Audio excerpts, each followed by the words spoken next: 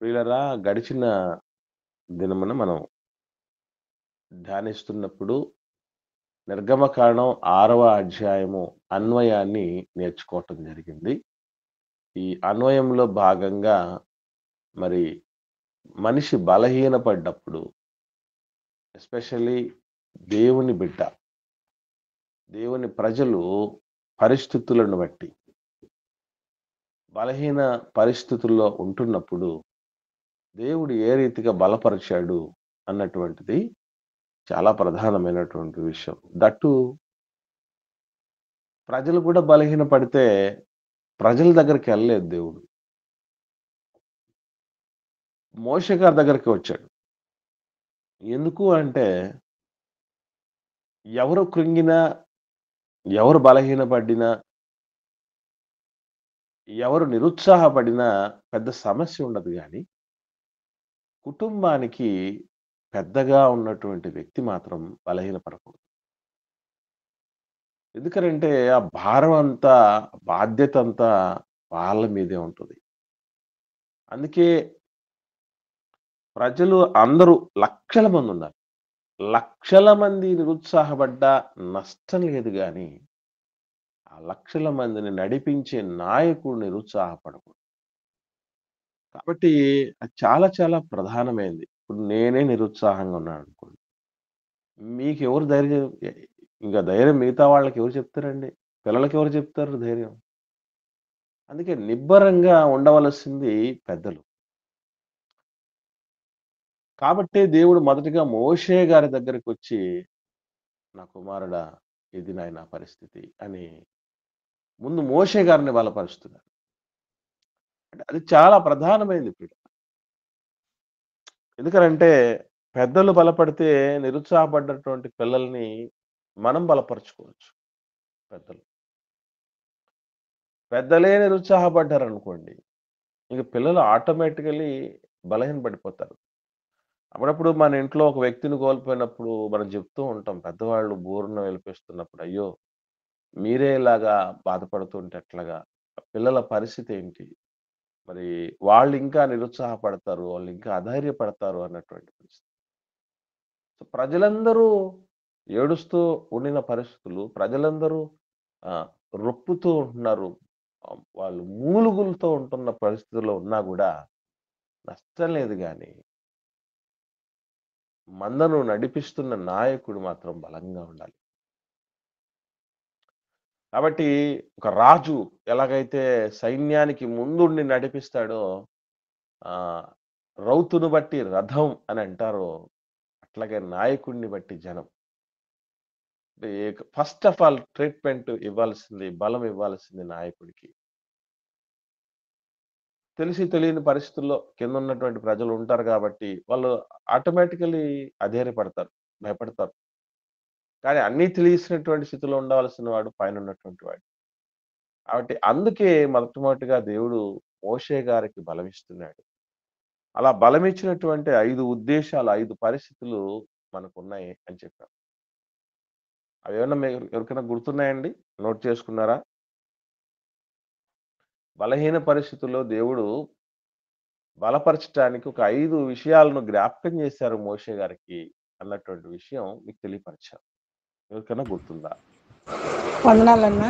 అమ్మ వందనాలమ్మ చెప్పండి. ఆయన పేరుని బట్టి ధైర్యాన్ని ఇచ్చారన్నా. వెరీ గుడ్ అమ్మ. వాగ్దానం చేసి నెరవేర్చడాన్ని బట్టి ధైర్యాన్ని ఇచ్చారన్నా. వెరీ గుడ్ అమ్మా. నిబంధన చేయడం ద్వారా కూడా ధైర్యాన్ని ఇచ్చారు. ఓకే అమ్మ. ఆజ్ఞనివ్వడం ద్వారా, ఆజ్ఞాపిస్తే చట్టం ద్వారా ధైర్యాన్ని ఇచ్చారు. వెరీ గుడ్ అమ్మ. గతకాలంలో తోడు చేసిన దేవుడు చేసిన కార్యాలు గుర్తు చేసుకోవడం వెరీ ద్వారా ధైర్యాన్ని ఇచ్చారు. Very good. వెరీ గుడ్ అమ్మా. మంచిదమ్మా, సంతోషం. సో, ఇక్కడ ఎన్ని రీతులుగా దేవుడు బలపరుస్తున్నాడు అన్నటువంటిది చాలా ప్రధానమైనది.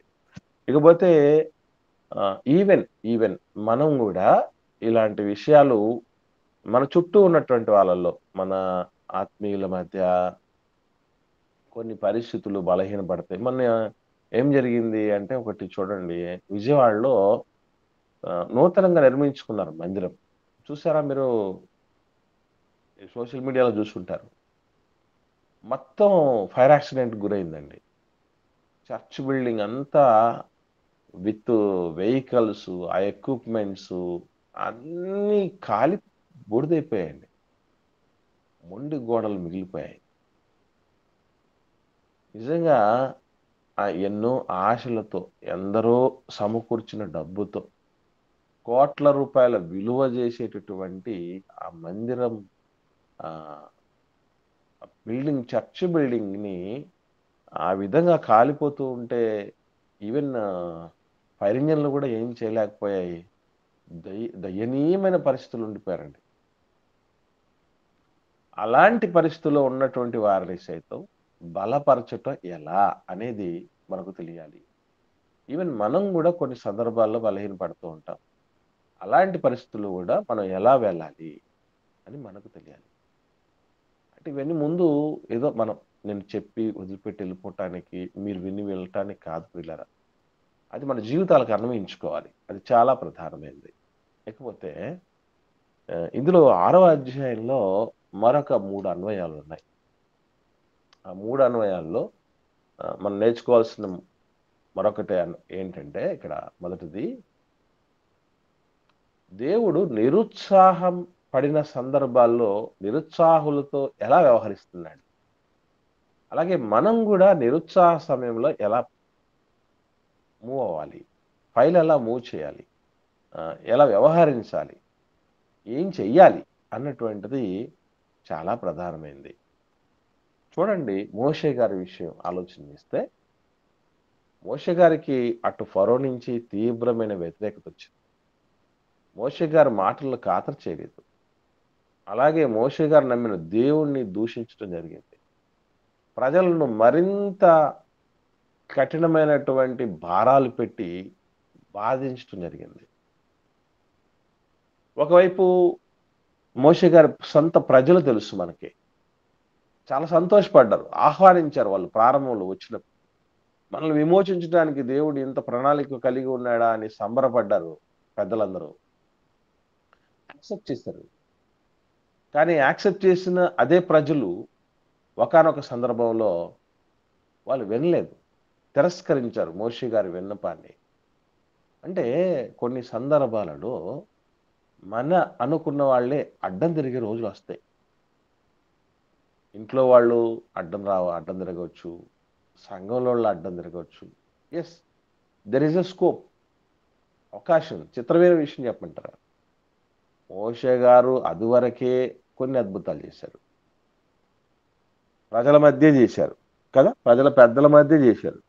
ఎన్ని చేసినా కూడా అద్భుతాలు చేసినా అంత ఆహ్, పకడ్బందీగా ప్రార్థనాపూర్వకంగా వెళ్లి ఫరోతో మాట్లాడిన వాళ్ళే అయినా, అంత ప్రభావవంతమైనటువంటి పరిస్థితుల్లో ఉండినప్పటికీ వ్యతిరేకత వచ్చిందంటే, ఇక మనకి ఏమున్నాయండి వాటిల్లో?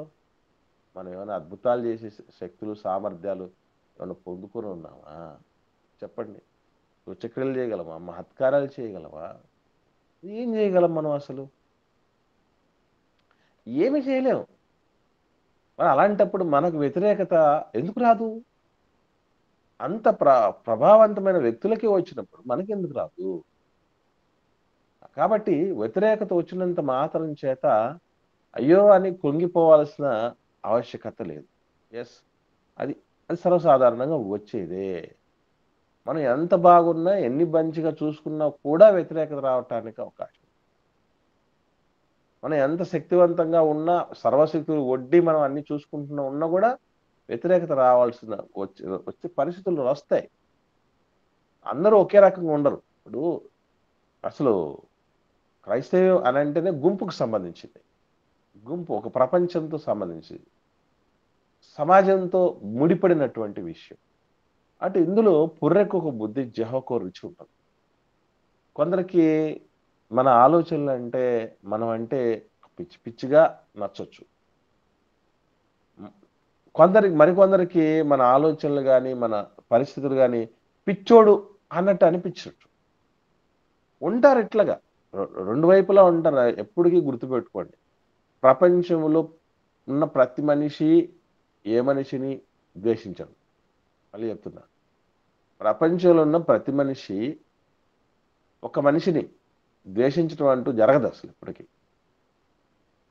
లోకమంతా ఒక వ్యక్తిని ద్వేషించడం ఎప్పటికీ జరగదు. ప్లస్ లోకమంతా ఓ మనిషిని ప్రేమించటం, ఆ మనిషి మాట వినటం ఎప్పటికీ ఎవరి విషయంలోనూ జరగదు. సరే మీకు తెలిసి ఇప్పటివరకు మీరే ఎవరినైనా చూడగలిగినారా? లోకమంతా ద్వేషించిందండి ఆ మనిషిని అన్నటువంటి వ్యక్తి పేరు ఒక్కటి ఎవరైనా చెప్పగలరా? లేదా లోకమంతా ఆయనంటే ఇష్టపడిందని అన్నోళ్ళ పేరు ఒకటి చెప్పగలరా? ఏమండి? ఎవరన్నా మీకు గుర్తులో ఉన్నారా? ఎవరు లేరు నా ఎవ్వరు లేరు. ఒక్క సందులో ఎవ్వరి కూడా అట్లాంటి వాళ్ళు ఉండరు నా లోకం అంతా ఎందుకు. అదెక్క. మన మన ఇంట్లోనే మన ఇంట్లోనే నీకు అమ్మంటే ఇష్టమా, నాన్నంటే ఇష్టమా అంటే ఏం చెప్తారు? బయటికి చెప్తే ఎక్కడ తంతారోనని పిల్లలు ఏం చేస్తారంటే, నాకు అమ్మ, నాన్న ఇద్దరు ఇష్టమే అంటారు.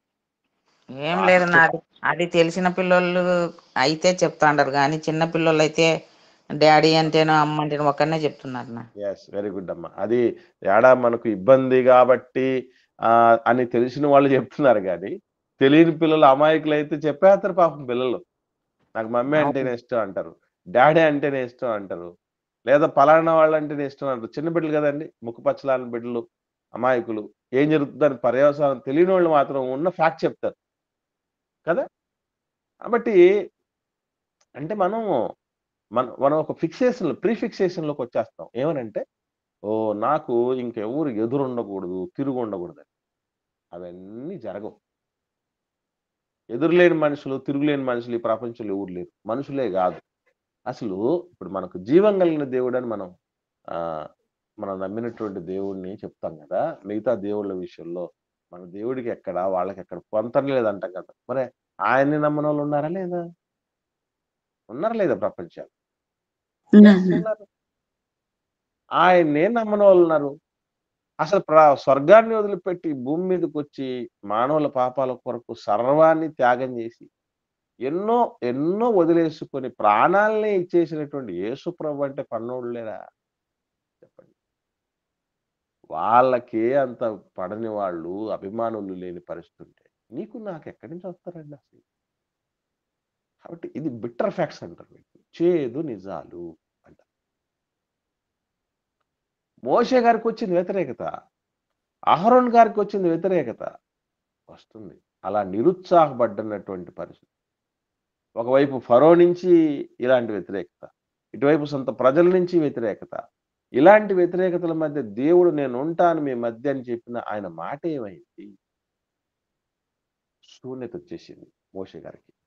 అరే! ఇలాంటి పరిస్థితుల మధ్య మోషే గారు ఎలా వ్యవహరించాడు అనేది మనం ఆలోచన చేస్తే, మనం గూడా ఇష్యూతో అంటే సమస్యతో ఎట్లా డీల్ జేయాలని మనకు అర్థమైపోతుంది. మోషే గారు ఏం చేశారు చెప్పండి? ఇలాంటి పరిస్థితుల మధ్య ఏం చేశారండి మోషే గారు? దేవుని దగ్గర మోకరించి ప్రార్థించారు. అంతే. అంటే మనం వెంటనే చేసిన పని ఏంటంటే దేవుడితో అడుగుతున్నాడు వెళ్లి. అయ్యా! నాయనా నువ్వు చెప్పావు బానే ఉంది. నేను విమోచిస్తాను. నువ్వు వెళ్ళు మోజెస్ అని జెప్పావు వచ్చాను. ప్రజల దగ్గర జెప్పాను. వాళ్ళు నమ్మేశారు. ఓకే. No problem. ఫరో దగ్గరికొచ్చి మాట్లాడడం జేస్తూ ఉంటే అస్సలు కుదరలేదు. మరింత సంకట స్థితిలోకి ఎళ్ళిపోయారు ప్రజలు. నువ్వు విమోచించలేదు సరిగదా! మరింత ఆహ్, దిగజారిపోయేటట్లు, మరింత వాళ్ళు మునిగిపోయేటట్టు చేశావు. ఏంటి నాన్న అని అడిగాడు. అంటే అసలు చాలా మందికి తెలియని విషయం ఏంటంటే మనం దేవుడితో హృదయపూర్వకంగా అరమరికలు లేకుండా, ఈ దాపరికాలు లేకుండా మాట్లాడాలి. ఎందుకు అంటే అసలు ఆహ్, ఆయనకు నువ్వు దాచుకుంటే తెలుసుకోలేనంత చిన్నోడు గాదు.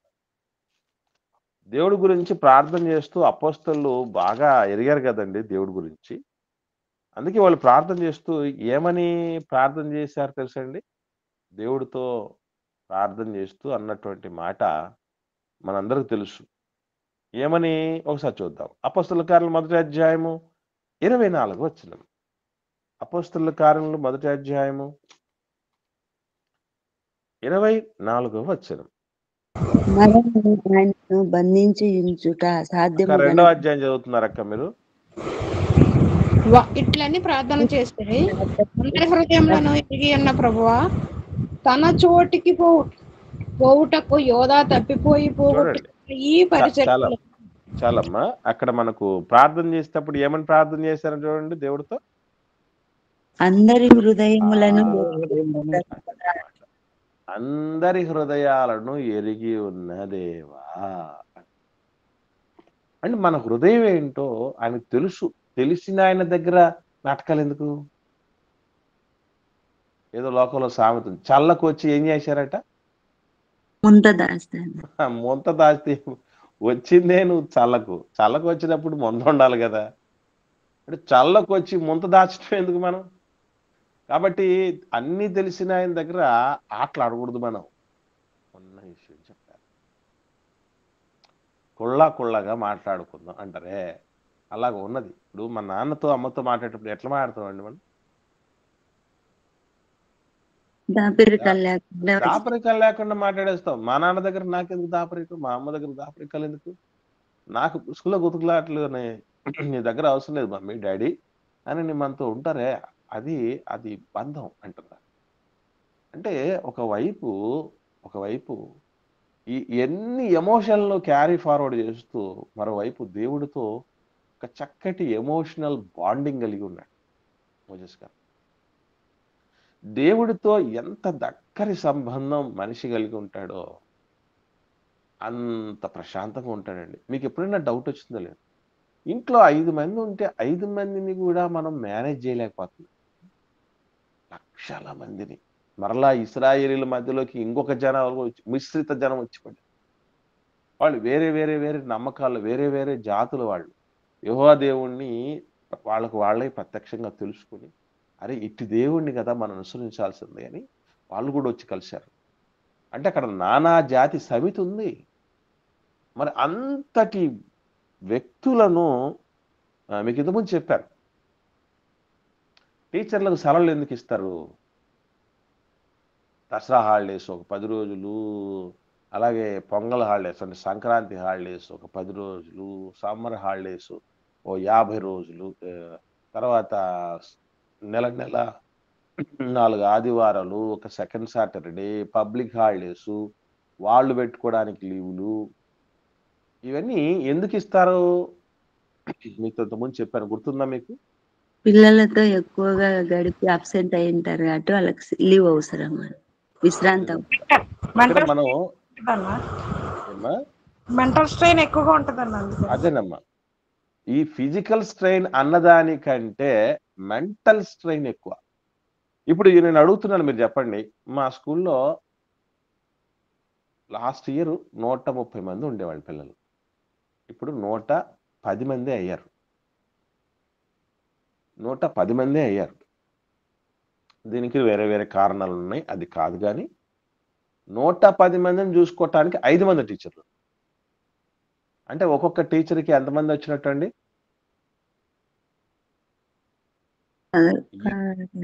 22 మంది వచ్చినట్టు, అంతేనా? ఒక్కొక్క టీచర్కి 22 మంది పిల్లలు వచ్చినట్టు. అరే ఇంట్లో 2 పిల్లల్ని చూసుకోవటం ఇంత కష్టమైతే 22 మంది పిల్లల్ని ఒక టీచర్ చూసుకోవాలంటే అందులో మరలా ఎప్పుడు పంపిస్తారు? పొద్దున్న 8 గంటలకు పంపుతారు, మళ్ళీ సాయంత్రం వచ్చేస్తారు. అసలు నిజంగా జీవితంలో రోజులో ప్రైమ్ టైం అదే కదా, ప్రధానమైనటువంటి సమయం అదే.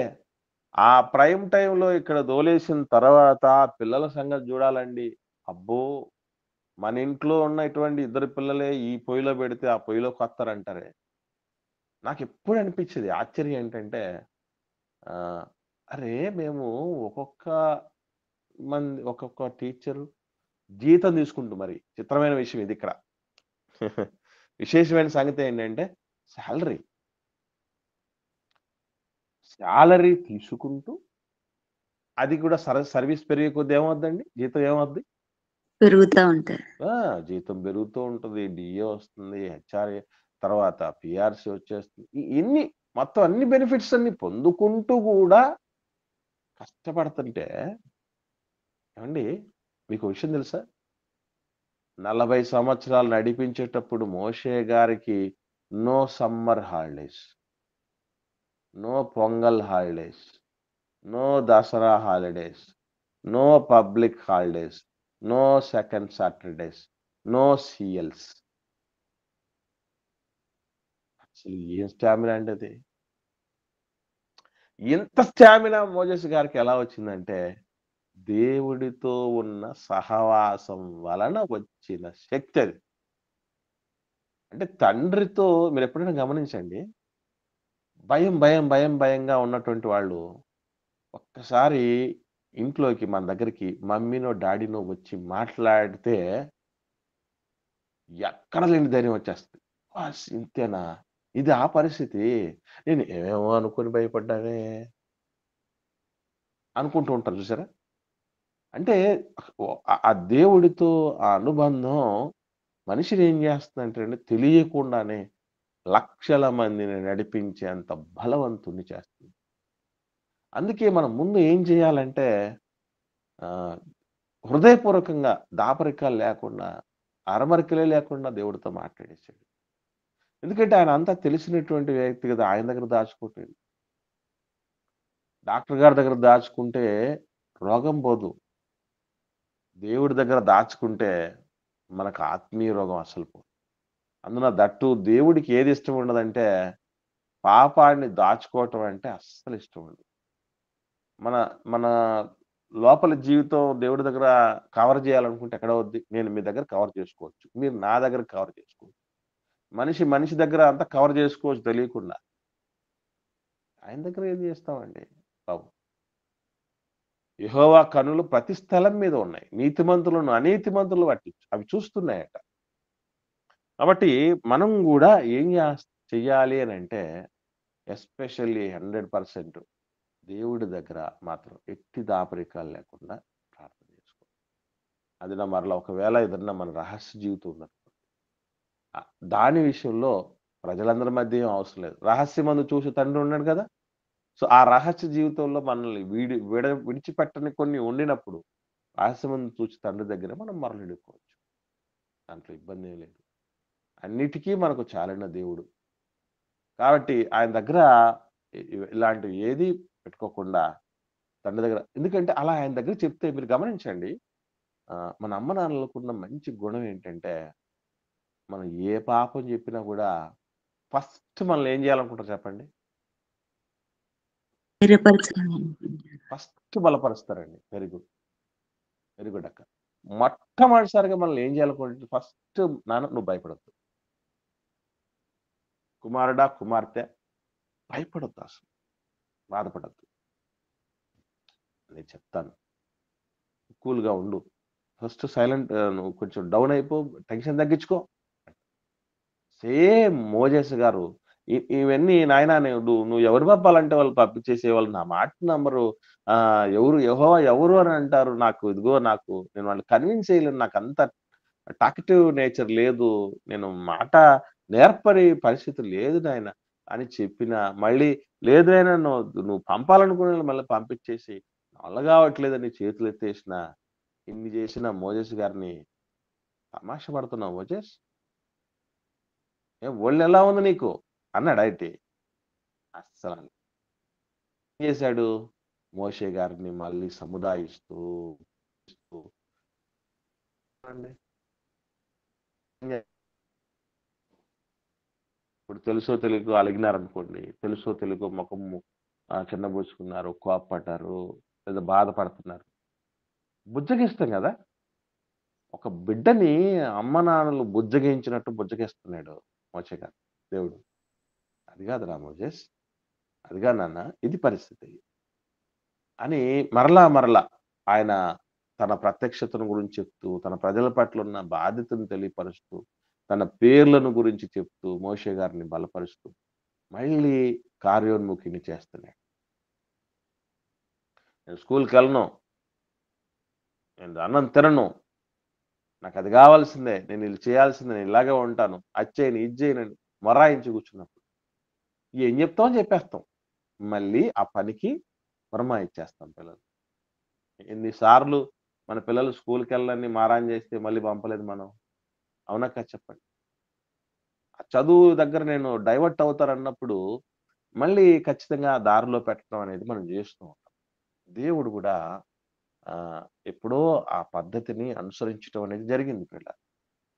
కాబట్టి మనం కూడా ఎలాంటి పరిస్థితుల్లో డీల్ చేయాలన్నా దాన్ని దేవుడి సన్నిధిలో కుమ్మరించాలి. ఆయన ఏదో ఒక రూపేణ దారి చూపిస్తాడు. ఎందుకనంటే ఆహ్, బైబిల్‌లో ఒక చక్కటి మాట దేవుడు చెప్పాడు. అది కీర్తనల గ్రంథం, కీర్తనల గ్రంథంలో 25వ కీర్తన 12వ వచనం చూడండి. చాలా చక్కని మాటలివి. కీర్తనల గ్రంథం 25వ కీర్తన. యెహోవా యందు భయభక్తులు గలవాడెవడో వాడు కోరుకొనవలసిన మార్గమును ఆయన వానికి బోధించును. చూడండి. మోషే గారికి దేవుని యందు భయభక్తులు పుష్కలంగా ఉన్నాయి. ఎందుకంటే మహాతల్లి యోకిబెదమ్మ, మహాతండ్రి అమ్రాము గారు వీరి పెంపకం. అన్నయ్య, అక్కయ్యల వాళ్ళ యొక్క అనుభవాలు, వాళ్ళ యొక్క దీవెనలు వీళ్ళందరి దయలో పెరిగాయండి. దేవదేవుని దయలో పెరిగినటువంటి వ్యక్తి మోజెస్ గారు. సో, అటువంటి ఆయన దేవుని యందు భయభక్తులు కలిగినటువంటి ఆ వ్యక్తి ఏం చేయాలి? ఏం కోరుకోవాలి? కోరుకొనవలసిన మార్గమును దేవుడు బోధిస్తాడట. అలాగే బోధించాడు మోషే గారికి. మోషే గారు అందరికీ అంత గొప్ప బోధకుడు ఎందుకయ్యాడనుకున్నారు? వేల సంవత్సరాల వరకు వేదంలా పనిచేసింది మోసెస్ గారు ఇచ్చినటువంటి ధర్మశాస్త్రం. మోషే ధర్మశాస్త్రము అన్న పేరు ఖ్యాతి గడించింది. అంత ధర్మశాస్త్రాన్ని, అంత హితోపదేశాన్ని మోషే గారు ఎలా ఇవ్వగలిగారు అంటే, ఆయనకు బోధించిన ఆయన ఉన్నాడు తండ్రి. కాబట్టి మనల్ని గైడ్ చేయటం దేవుడి కంటే మించి ఎవరు చేయలేరండి. అందుకే మోజెస్ గారు దేవుడి దగ్గరికి తిరిగి వచ్చేసాడు. మనం కూడా వచ్చినప్పుడు మనల్ని కూడా దేవుడు నడిపించటం అంటే జరిగిస్తాడు. అది మనం ఎవరు మర్చిపోకూడదు. ఎందుకంటే వన్స్ దేవుడు మన పక్షం అయితే ఏమవుద్దటండి? బైబిల్‌లో ఏమని మనకు రాయబడిందో? ఎవరు రోమీయులకు రాసిన పత్రిక 8వ అధ్యాయం 31వ వచనం చూడండి. ఆయన దగ్గరికి ఎందుకెళ్ళాలి అంటే, దేవుడికున్న గొప్ప గుణం ఏంటంటే, నాయనా నువ్వేం చేస్తావో నాకు తెలియదు. నేను నిన్ను నమ్మి వచ్చేసాను నాయన. నువ్వే నడిపించేసేయి, నాకు సంబంధం లేదు. నేనేం చేయలేను అని చేతులెత్తి వచ్చేవాళ్ళంటేనే ఇష్టం అండి ఆయనకి. నేనేదో నా టాలెంట్‌తో చంపేస్తాను, పొడిచేస్తాను, చించేస్తాను ఇలా అనుకున్నటువంటి వ్యక్తులు దేవుడికి ఇష్టం ఉండదసలు. మోషే గారు ఏం చెప్తున్నాడండి? ఎప్పుడు చెప్పినా దేవుడితో ఎవరు చెప్పినా ఏమంటున్నాడండి? నేను చేతకానని చెప్తున్నాడా? లేదంటే నేను చాలా పవర్‌ఫుల్ అని చెప్తున్నాడా దేవుడి దగ్గర? ఏం చెప్తున్నాడండి? నేను నా వల్ల కాదు నాన్న, నేను చేయలేను నాన్న. ఇదే పరిస్థితి. ఇదే పరిస్థితి అండి మోషే గారికి. సో, అటువంటి పరిస్థితుల్లో దేవుడి దగ్గరకు వచ్చినప్పుడు అప్పుడు ఆయన పక్షం అవుతాడు. అందుకే 31వ వచనం చూడండి. రోమీయులకు రాసిన పత్రిక 8వ అధ్యాయం 31వ వచనం. ఇట్లుండగా దేవుడు మన పక్షాన ఉండగా మనకు విరోధి ఎవడు? వన్స్ దేవుడే మన పక్షం అయితే మనకి విరోధి ఎవడవుతాడండి? సాతాను కూడా వాడి పాచికలు పారవు. ఎందుకంటే దేవుడు మన యందు ఉండిన పరిస్థితి ఉంటే ఎవ్వరు ఎవ్వడిని మనల్ని కదలించే పరిస్థితి ఉండదు. లోకమంతా ఏకమైనా కూడా మనకు ఎవ్వరూ విరోధులుగా ఉండరు. దేవుడు మన పక్షం అవ్వాలంటే ఏమి చేయాల్సిన పని లేదు. నాయన ఇది పిల్లలు ఎగ్జామ్ టైంలో పాడతారే, ఏమని? ఎగ్జామ్స్ టైంలో పాట పాడతారు పిల్లలు, గుర్తుందా ఎవరికన్నా? ఎవరు గుర్తులేదండి? ఎవరు పాడరేం మరి మీ వైపు? నిన్ను నేను విడువను దేవా. దీవించు వరకు. అది నువ్వు దీవించేంత వరకు, నువ్వు ఎప్పుడు దీవిస్తావు దీవించు, కరెక్ట్. కాకపోతే ఇక్కడ సమస్య ఏంటంటే, ఎగ్జామ్స్ టైమ్‌లో మాత్రమే అంటే ఇప్పుడు అకేషనల్ సాంగ్స్ అంటే ఎక్స్‌పైరీ డేట్‌లో ఉన్నట్టు కొన్నిటికి అకేషనల్‌గా మాత్రమే దాన్ని పాడి వదిలేస్తారు. ఈ ఎగ్జామ్‌లో ఒకసారి ఒక దాంట్లో దీవిస్తే సరిపోద్దా? ఏవండీ? అయ్యో! జీవితం ఎంత పెద్దది. ఈ జీవితంలో ఎన్ని ఒడిదుడుకులు, ఎన్ని ఎత్తుపల్లాలు, ఎన్ని అనుభవాలు, ఎన్ని ప్రశంసలు, ఎన్ని అవమానాలు, ఎన్ని విజయాలు, ఎన్ని పరాజయాలు, ఎన్ని చేదు జ్ఞాపకాలు, ఎన్ని తీపి జ్ఞాపకాలు. ఓహ్! ఎంత గొప్ప జీవితంలో. మధ్యలో మరి దేవుడి దగ్గరికి ఎందుకు రావాలంటే ఒక చిన్న విషయం ఎప్పుడైనా గుర్తుపెట్టుకోండి. ఎవరైనా మనల్ని అడిగారనుకోండి, ఎందుకు? ఇంతమంది ఉండగా దేవుడి దగ్గరికి ఎందుకెళ్ళాలి అని అన్నప్పుడు మనం చెప్పాల్సిన సమాధానం, మనకు తెలియాల్సిన సమాధానం ఒకటే. గుర్తుపెట్టుకోండి. మనకు కనెక్ట్ అయిన ఏ ఒక్కరు మనతో బిగినింగ్ నుండి ఎండింగ్ వరకు ఉండరు. ప్రారంభం నుంచి చివరి దశ వరకు మనతో పాటు ఎవ్వరూ ఉండరు. అమ్మ, నాన్నలు కొంతకాలం ఉంటారు. తోబుట్టువులు కొంతకాలం ఉంటారు. కట్టుకున్నోళ్ళు కొంతకాలం ఉంటారు. కన్నోళ్ళు కొంతకాలం ఉంటారు. స్నేహితులు కొంతకాలం ఉంటారు. అలా వచ్చి కనెక్ట్ అయ్యి, డిస్కనెక్ట్ అయిపోయే వాళ్ళే ఉంటారు. కానీ అసలు ఈ భూమి మీదకి రాకముందు నుంచి కనెక్షన్ ఉంది మనకు ఒకాయనతో. భూమి మీద వండినప్పుడు కనెక్షన్ ఉంది. భూమిని వదిలిపెట్టినా కూడా కనెక్షన్ ఉంటది. అది దేవుడితో. అందుకే దేవుడు ఎప్పుడు కూడా ఏమంటాడంటే, నిన్ను విడిచేది లేదు, ఎడబాసేది లేదు. నిన్ను విడువని ఎడబాయను. ఎంత ధైర్యం ఇచ్చే మాట అండి అది అసలు. అసలు ఈ ప్రపంచంలో ఎవ్వడైనా సరే, మనతో ఈ మాట చెప్పగలరా అండి? ఎవ్వరు చెప్పలేరు. చెప్పినా అది నిజమై ఉండదు. చెప్తారు ఒకవేళ గాని చెప్పి మళ్ళీ మోసం అది చేస్తారు. అంతే, అంతే. వెళ్ళిపోవాల్సిందే. అంతే. విడిచేదే లేదు నేను అన్నటువంటి మాట మానవ మాతృలు ఎవ్వరు చెప్పినా నమ్మేది లేదు. గుర్తుపెట్టుకో. వదిలేసి వెళ్ళిపోయింది. పరిస్థితులు బాగలేనప్పుడు, అభిప్రాయాలు కుదరనప్పుడు, లేదంటే పిలుపొచ్చి లోకయాత్రను వదిలిపెట్టిన పరిస్థితులను బట్టి ఏదో ఒక రూపేణ ఎవరైనా మనల్ని వదిలేస్తారు. దేవుడలా కాదండి. మనం వదిలేసుకునేంత వరకు మనం వదిలేసుకున్నా కూడా చేతులు చాపేవాడాయన. మనమే వద్దనుకున్నా కూడా దినమెల్లా చేతులు చాపినటువంటి దేవుడికున్నటువంటి గొప్ప ప్రేమ ఎంత అమ్మ కంటే గొప్ప ప్రేమని ఎందుకంటారంటే, అమ్మ ఏ రోజైనా రోజంతా పిలిచిందా మనల్ని? ఎప్పుడన్నా మీరు చెప్పండి. అలిగి మనం కూర్చున్నాం అనుకుందాం. అలిగి కూర్చున్నాం మనం. పక్కకి వెళ్ళిపోయాం. నీకు నాకు సంబంధం లేదు మమ్మీ అని కొడుకో, కూతురో వెళ్ళిపోయారండి. దూరం అయిపోయారు. రోజంతా రారా, రామ్మా అని పిలుస్తారా? కొద్దిసేపు పిలుస్తారా? పిలుస్తారు. పిలవరు. మళ్ళా అసలు వల్లపాదండి ఇది. రోజంతా పిలిచేవాళ్ళు ఎవరున్నారండి బాబు? గంట పిలిచేవాళ్ళు ఉండరు. గంట. రోజు దాకొద్దు. ఒక గంట పిలిచేవాళ్ళుండరు. 10 సార్లో, 15 సార్లు, 20 సార్లు పిలిచాము. ఒక 5 నిమిషాలు, 10 నిమిషాల్లో పిలిచాం. పిలిచి అయిపోయిన తర్వాత మళ్ళీ వెంటనే మనం ఏమంటాం? వస్తే రా, పిలిస్తే లేకపోతే పో. ఇష్టం. అది. తమాషా పడుతున్నావు అంతాను. వస్తే రా, సస్తే సావు. వస్తే రా, పోతే పో. అమ్మా! అంటాం కదా మనం. దేవుడేంటండి బాబు! చిత్రం ఏంటి చెప్పమంటారా? లోబడరని తెలిసినా చెయ్యి జాపారట. అసలు ఏం ప్రేమండి అది? ఇప్పుడు మాట వినరని మనకు తెలిసిందనుకోండి ఎవరన్నా. చెప్పాలనుకుంటాం మనం? అస్సలు అనుకోము. వాళ్ళు వినరండి. ఎందుకు చెప్పి వేస్ట్ అండి అని. లోబడనొల్లని ప్రజల వైపు దినమెల్లా చేతులు జాపి. ఆ పదాలు మనం ఎన్నో సార్లు మన పెదాల వెంట చదివి ఉంటాం, చెప్పుంటాం గానీ, నిజంగా దాంట్లో ఉన్న డెప్త్ మనకు అర్థం కాలేదు. ప్రజలెలాంటోళ్ళంట? అస్సలు లోబడరు. విననోళ్ళు అస్సలు లోబడరట. అస్సలు లోబడే వాళ్ళ వైపు అస్సలు ప్రేమ తగ్గకుండా ప్రేమించటం ఏంటి? అదే దేవుడి ప్రేమ అంటే. శాశ్వతమైన ప్రేమ. మనకున్నది సుంకర్ల ప్రేమ. పాపుల ప్రేమ. పాపుల ప్రేమ, సుంకర్ల ప్రేమ ఎలాంటిదని చెప్పబడింది బైబిల్‌లో తెలుసు కదండీ మీకు. ఎలాంటి ప్రేమ అంటది?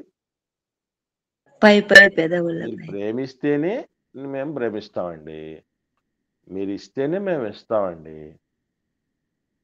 ఇచ్చి పుచ్చుకునేటటువంటి ప్రేమలో మాత్రమే లోపం. మిమ్మల్ని మీకు వందనములు చెప్తేనే వందనాలు చెప్తారు. అదనమాట. అది మనకున్నటువంటి ప్రేమ. కదా! నన్ను గౌరవించలేదు. నిన్నెందుకు గౌరవించాలి? నాకివ్వలేదు. నీకెందుకివ్వాలి? నన్ను చూసుకోలేదు. నిన్నెందుకు చూడాలి? ఇదే లోకమల్లా ఉన్నటువంటి ప్రేమలు. చూసుకున్నా, చూసుకోకపోయినా, ప్రేమించినా, ప్రేమించకపోయినా, గౌరవించినా, గౌరవించకపోయినా, ఇచ్చినా, ఇవ్వకపోయినా అసలు వాటితో ఒక సంబంధమే లేకుండా అన్‌కండీషనల్ లవ్ అంటాం దాన్ని. అది దేవుడికి మాత్రమే సొంతం. అందుకే ఆయన దగ్గరికి రావాలి. ఆయన పాదాల దగ్గరికి పట్టుకొని వెళ్ళాల్సిన పరిస్థితులు ఎందుకనంటే అంతేనండి. మోషే గారి విజయ సూత్రం ఒకటే. ఏమున్నా దేవుడి దగ్గరికి చెప్పుకునేవాడు. ఇప్పుడు కోరహు లేచాడు. వెంటనే ఏం చేశాడు మోషే గారు తెలుసా మీకు? కోరహు గారు 250 మందితో వచ్చారు. అసలు మోషే గారు వెనక లక్షల మంది ఉన్నారు. లక్షల మంది ఉన్నా తన వెనక వాటిని చూడలేదు. వాళ్ళని చూడలేదు ఆయన. 250 మంది, లక్షల మంది ఉమ్మేస్తే ఉమ్మిలో కొట్టుకుపోతారండి. దాదాపు 20 లక్షల మంది మోషే గారి పక్షాన ఉంటే 250 మంది పోగైతే ఏం పెద్ద విషయం అండి అది. కానీ ఇష్యూ రాగానే వెళ్ళి మోకరిచ్చేస్తాడండి ఆయన. సాగిలి పడిపోతాడండి ఆయన. ఇలా ఒకవైపు అక్క, అన్న లేస్తారు మోషే గారికి వ్యతిరేకంగా. అప్పుడు కూడా సాగిలి పడిపోతాడు దేవుడికి. ఎప్పుడు ప్రజలొచ్చి మోషే గారి మీద సరిగినా, అరోన్ గారి మీద సరిగినా, దేవుడి మీద సరిగినా వెంటనే దేవుడి దగ్గరికెళ్ళిపోతాడండి. మనమైతే ఏం చేస్తాం? సమస్య వస్తే దేవుడి దగ్గరికి పోవాలనుకో. సమస్యను ఫేస్ టు ఫేస్ డీల్ చేయాలనుకుంటాం కదా! ఫేస్ టు ఫేస్ డీల్ చేయాలనుకుంటాం. రా చూసుకుందాం నీ తడాక నా తడాక అని. ఇక్కడే డిఫరెన్స్ కనబడుతుంది. ఏమండి ఎవ్వరు ఏం మాట్లాడండి మన మీద ఒక్కటేనండి చేయాల్సింది. మనం చేయాల్సిన పని దేవుడి దగ్గర చెప్పుకోవటం, దేవుడు ఇచ్చిన పని చేసుకుంటూ పోవటం. మోషే గారు చేసింది అదే. మోషే గారు చేసింది అదేనండి. వచ్చాడా దేవుడి దగ్గర చెప్పాడా, దేవుడు చెప్పిన వెంటనే ఏం చేశాడు? చెప్పిన పని చేసుకుంటూ పోయాడు. ఇదే మనం చేయాల్సింది. ఇంతకు మించి మనం ఏదైనా చేస్తున్నాం అంటే గుర్తుపెట్టుకోండి, పని బాట లేని వాళ్ళం అనర్థం. పని పాట లేని వాళ్ళం అని అర్థం. ఏమండి నేను అడుగుతున్నాను, మన గురించి తప్పుగా అనుకునే వాళ్ళు ఉన్నారా లేరా? అన్నా ఉంటారు.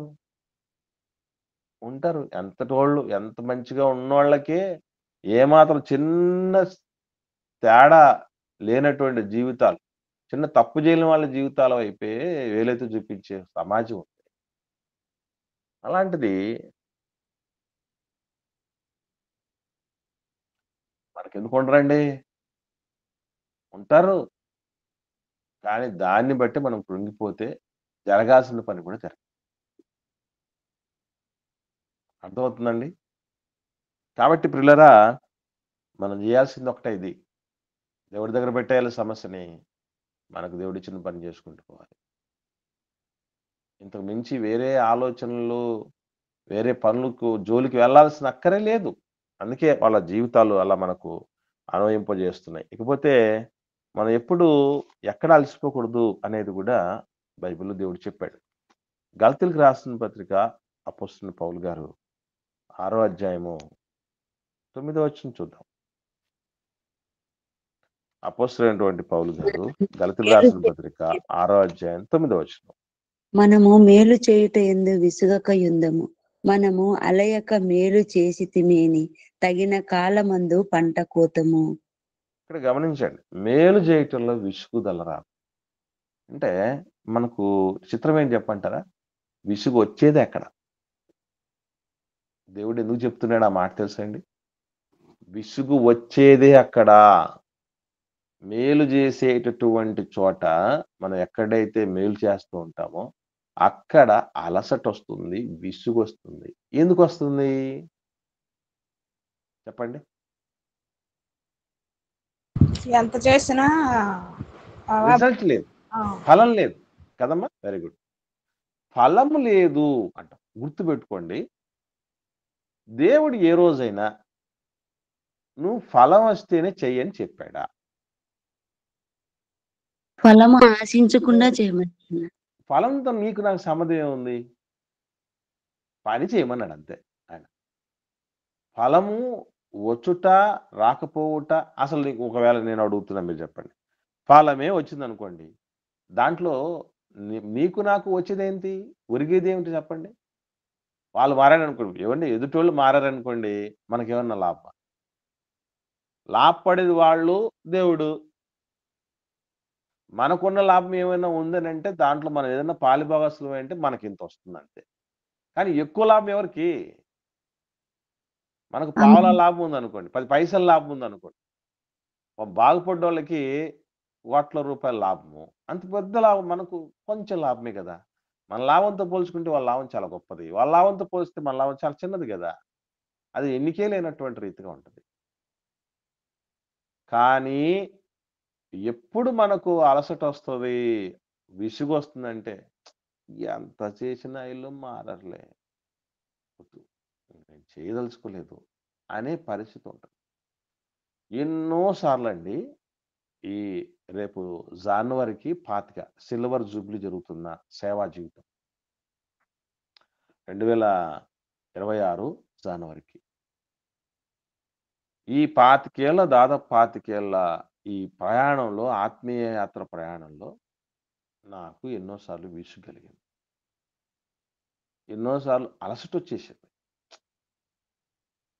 బెస్ట్ చేయకూడదు అనేది. కానీ చిత్రమైన విషయం చెప్పమంటారా? పెద్దల గుణం ఒకవేళ అలా అనిపించినా కూడా మళ్ళీ మామూలైపోతారండి. నేను అడుగుతున్నాను, మీరు చెప్పండి. అమ్మా నాన్నలుగా పిల్లల మీద విసుగు కలిగిందా లేదా మనకు? కలిగింది. కలిగింది. వదిలేసామా? వదిలేయలేం. వదిలేయగలమా? లేదనా? జరిగే పని కాదు. వదిలేస్తే ప్రాణం వదిలేసుకుంటాం అంతే. వదిలేస్తే ప్రాణం వదిలేసుకుంటాం. ఆ పాశం అలాంటిది. కాబట్టి మనం ఏం అర్థం చేసుకోవాలంటే ఒకటేనండి, మేలు చేసేటప్పుడు అరే నాకు మనకి ఏమనిపి ఎక్కడ బాధ ఎక్కువ కలుగుతుందంటే, ఇంత చేసి రాలేదే ఫలం, రాలేదే ఫలం అని బాధ.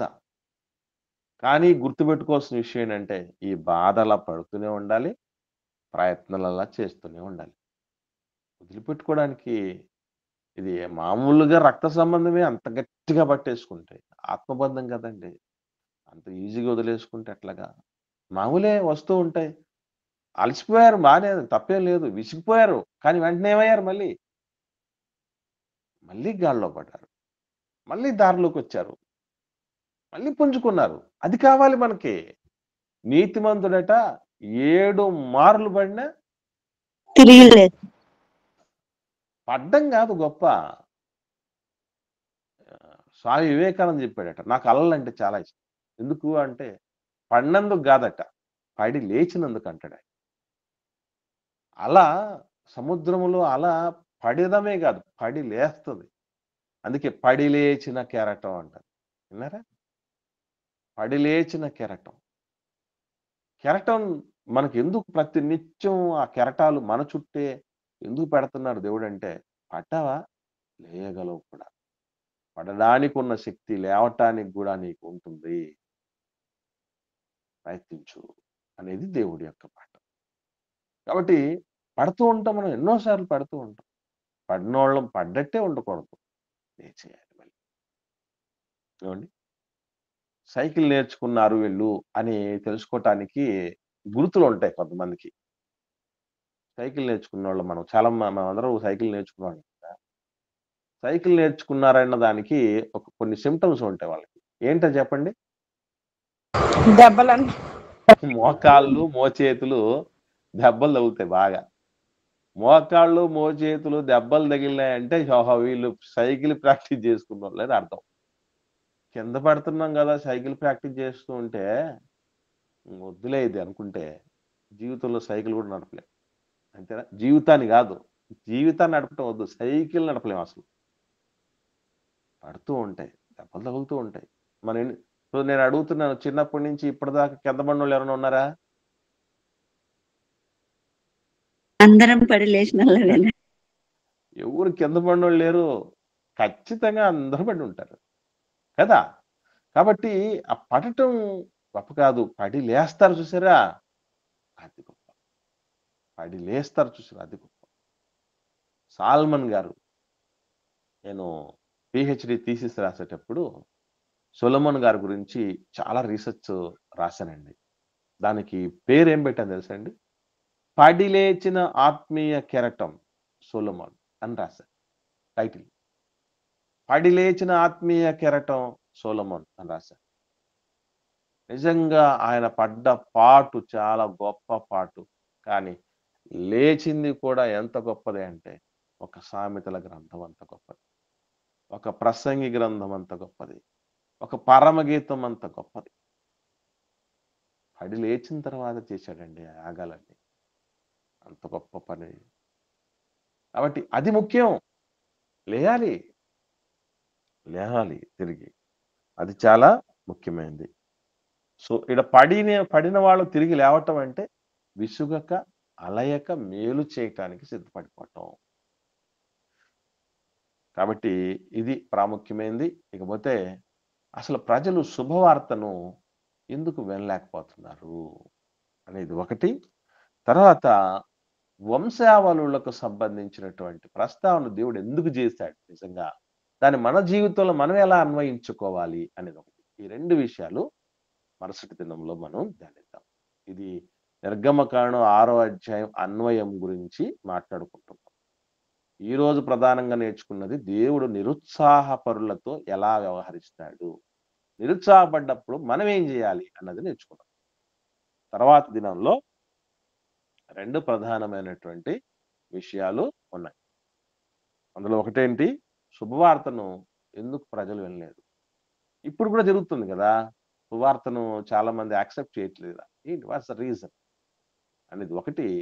రెండవది, వంశావళులు అనేవి ఎందుకు ఏర్పాటు చేశారు, దాని యొక్క పర్పస్ ఏంటి, మనం దాన్ని ఎలా అర్థం చేసుకోవాలి, ఎలా అన్వయించుకోవాలి మన జీవితానికి అనేది, ఈ 2 విషయాలు మనం రేపటి దినపు ధ్యానంలో నేర్చుకుందాం. ఎవరికైనా ఉన్నటువంటి వాటిలో ఏమైనా డౌట్ ఉంటే దయచేసి అడగండి, లేని పక్షాన ఒకరు ప్రార్థన చేయండి.